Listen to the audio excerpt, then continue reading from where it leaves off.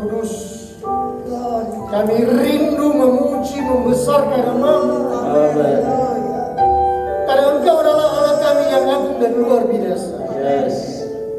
Dalam situasi kondisi apapun juga di dunia ini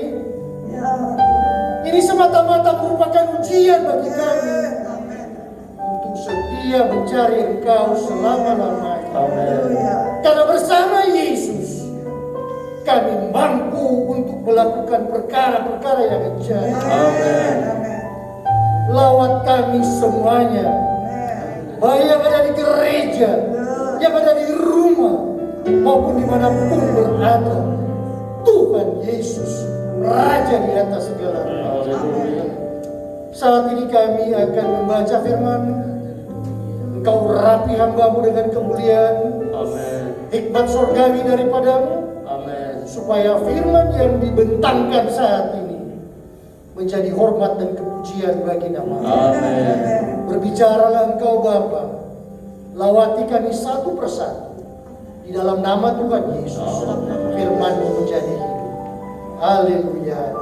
Amin. Amin. Shalom Bapak Ibu Saudara-saudara semuanya, baik di gereja maupun di rumah serta dimanapun berada.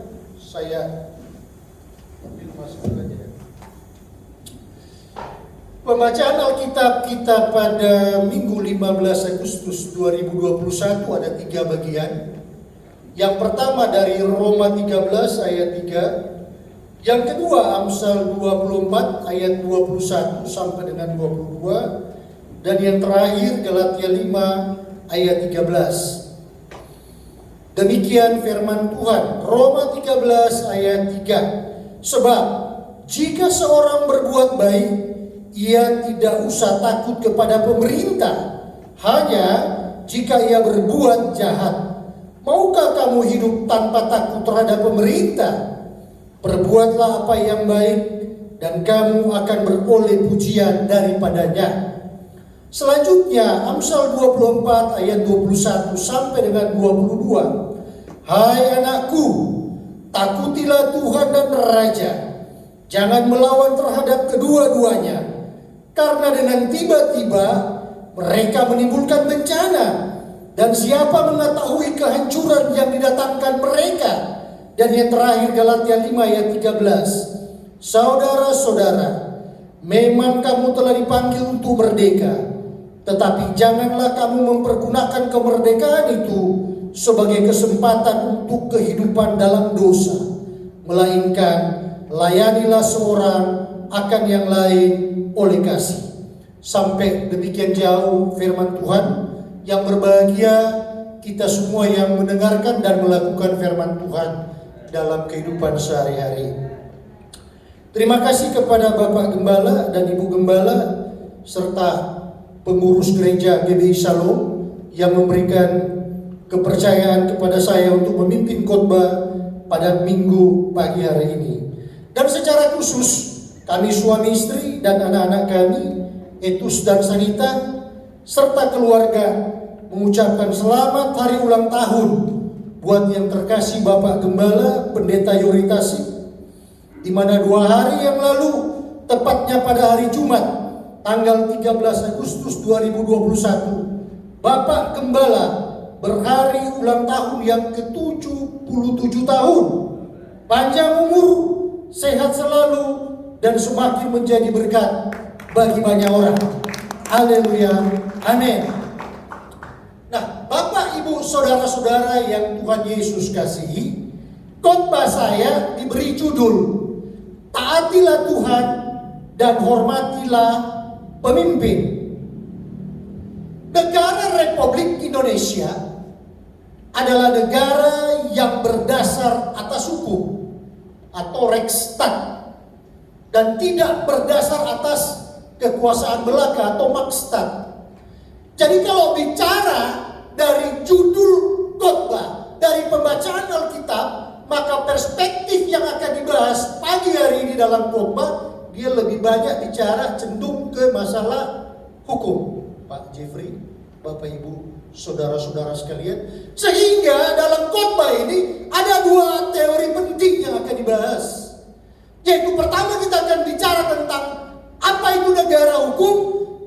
teori kedaulatan hukum. Dan yang kedua adalah teori negara hukum. Para pemikir di sini adalah Immanuel Kant, Hugo de Grotius, Hugo Krabe, Leon Duguid, Frederick Julius Stahl, dan A.V. Desai. Nah, mereka sepakat untuk mengatakan bahwa prinsip di dalam negara hukum itu ada 3. Yang pertama, supremacy of law. Yang kedua, equality before the law. Dan yang ketiga adalah protection of human rights.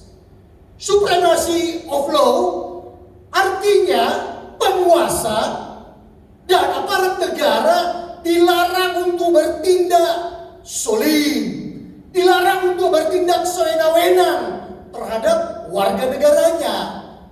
Sedangkan equality before the law adalah persamaan di bidang hukum. Jadi tidak ada pembedaan manusia dari suku, agama, ras, kelas-kelas tidak dikenal. Dan protection of human rights adalah negara menjamin kebebasan, hak asasi manusia dalam kehidupan bermasyarakat, berbangsa, dan bernegara.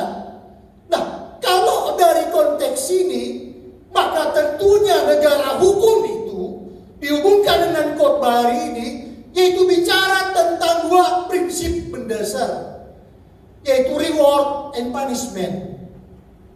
Reward artinya jika kita warga negara melakukan dan melaksanakan kewajiban kita secara baik, maka kita akan beroleh predikat yaitu warga negara yang baik.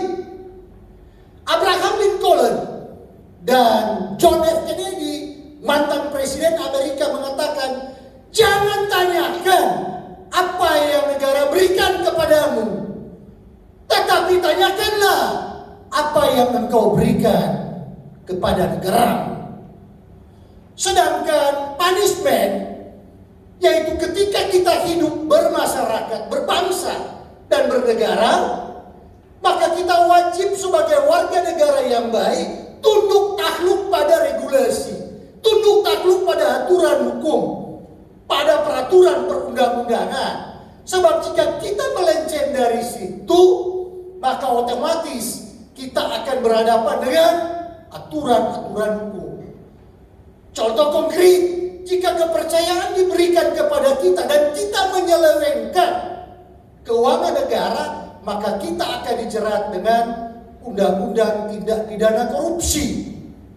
Begitu juga bila kita dengan kesengajaan, garis bawahi, dengan kesengajaan tidak mau membayar pajak, maka kita akan dijerat dengan undang-undang tindak pidana perpajakan.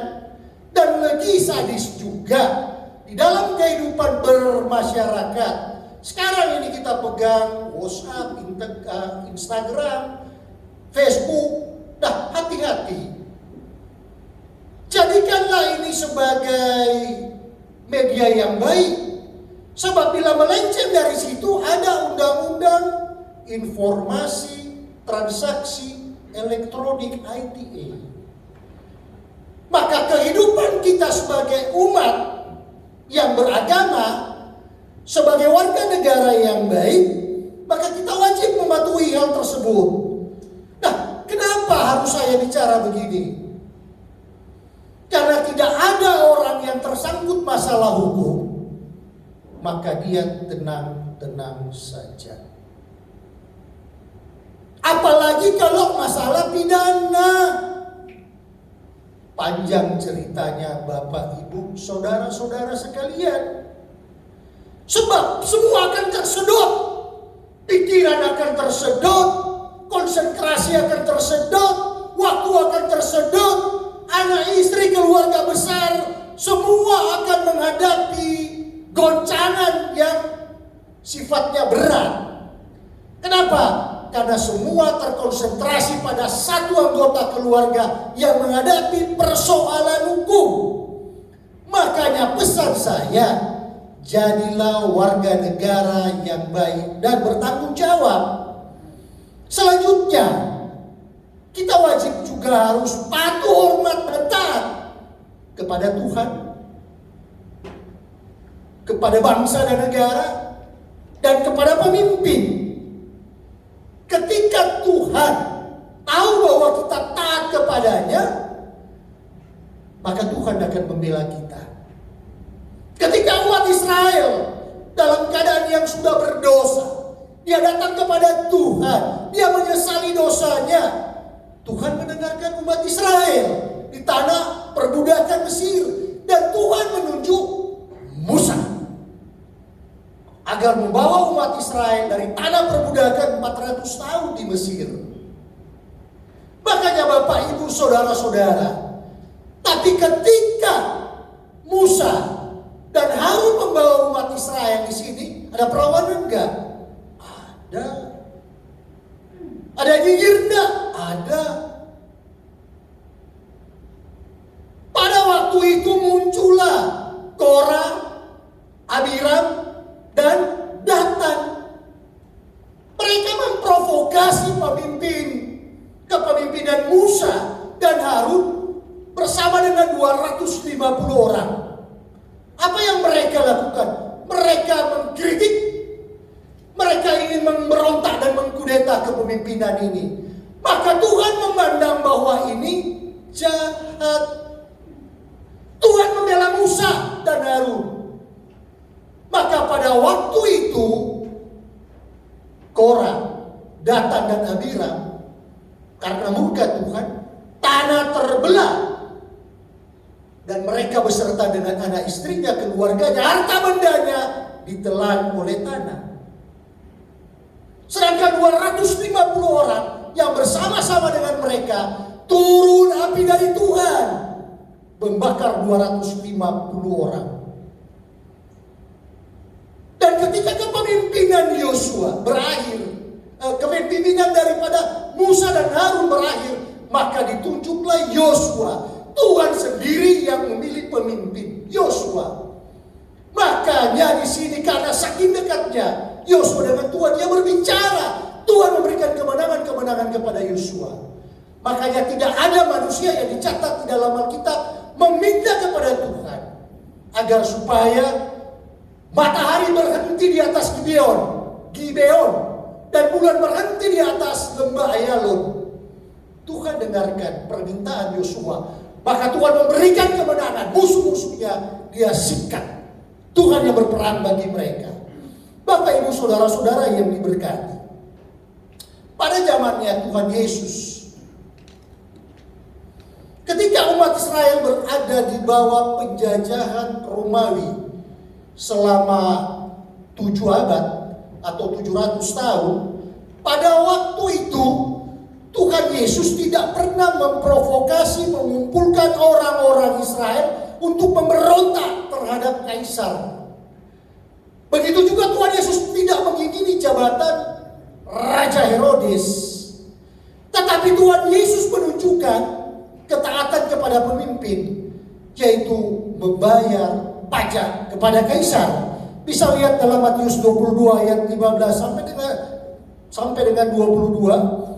Yaitu Yesus berkata, berikanlah kepada kaisar apa yang wajib kamu berikan, dan berikan kepada Allah apa yang wajib kamu berikan. Makanya saat ini di tengah pandemi COVID-19 dan virus-virus lainnya, entah apa namanya, dari berbagai varian dan mutasi, mengakibatkan krisis global di ekonomi dan keuangan. Dan ini mendunia. Nah, tugas kita jangan nyinyir kepada pemimpin. Tugas kita mendoakan bangsa dan negara Republik Indonesia. Mendoakan Bapak Presiden kita, Wakil Presiden kita. Mendoakan Pak Kapolri, Pak Jaksa Agung, Ketua DPR beserta dengan anggotanya, Ketua DPD RI beserta dengan anggotanya, seluruh perangkat terkait dengan negara Republik Indonesia. Siapapun dia, termasuk gubernur sampai dengan pelosok yang terendah di negara Republik Indonesia ini, agar supaya Tuhan memberikan kepada pemimpin kita hikmat dalam mengatasi situasi ini, Dan Indonesia bisa bangkit dalam berbagai sektor. Kita lihat juga, kenapa kita jangan nyinyir kepada pemimpin? Karena pemimpin itu dipilih oleh Allah. Sekali-kali jangan kita melakukan pembangkangan dan perlawanan. Apalagi lebih ekstrim kita melakukan subversi dan makar. Karena di Indonesia tercatat jelas dalam sejarah, tidak ada pembangkangan dan perlawanan yang dilakukan oleh orang dan kelompok-kelompok tertentu itu pernah berhasil. Semua ditumpas, dibasmi oleh negara. Makanya Bapak, Ibu, Saudara-saudara yang diberkati Tuhan Yesus, tinggal 2 hari lagi, tepatnya pada tanggal 17 Agustus, kita akan merayakan hari kemerdekaan bangsa Indonesia yang ke-76. Tetapi bagaimana kualitas kita mengisi kemerdekaan itu? Bagaimana kita mau merdeka sebagai anak? Bagaimana kita mau merdeka sebagai rumah tangga, suami, istri, dan keluarga? Bagaimana kita harus merdeka sebagai jemaat warga negara yang baik? Karena kemerdekaan itu sangat mahal harganya. Kita wajib mengisi kemerdekaan itu dengan kemerdekaan yang beretika. Kemerdekaan yang menjunjung prinsip hidup yang bersahaja. Kemerdekaan yang terbebas, terbelenggu dari dosa. Karena merdeka itu sangat mahal harganya. Otto von Bismarck, dia adalah kanselir Jerman yang pertama yang mempersatukan Jerman dalam kerajaan Prusia. Ketika dalam mempersatukan Jerman ini, maka muncullah kata-kata, dia mengatakan only blood on Eisen. Karena dia tahu akan terjadi pertumpahan darah, maka untuk mencapai satu kemerdekaan hanya dengan darah dan pedang. Makanya pertama yang saya sampaikan, supremacy of law. Kalau pemimpinnya adalah pemimpin yang tidak mau melindungi rakyat, pemimpin yang senantiasa zalim kepada rakyat, pemimpin yang tidak cinta kepada rakyat, maka di sini akan terjadi pemberontakan. Tuhan Yesus sudah ajar prinsip ini. Ketika Napoleon Bonaparte dia akan dieksekusi dan dia melihat Tuhan Yesus tergantung di kayu salib gambar. Dia mengatakan, saya menaklukkan dunia dengan pedang dan darah.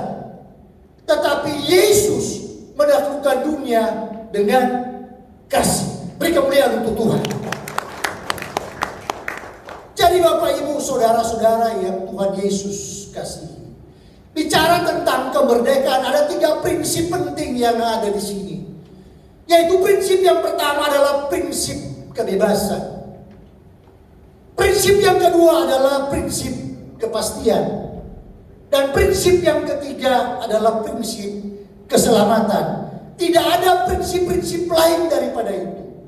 Kita bisa lihat ketika kita merdeka 76 tahun dan berdasarkan catatan buku sejarah, kita telah dijajah 610 tahun, Bapak Ibu.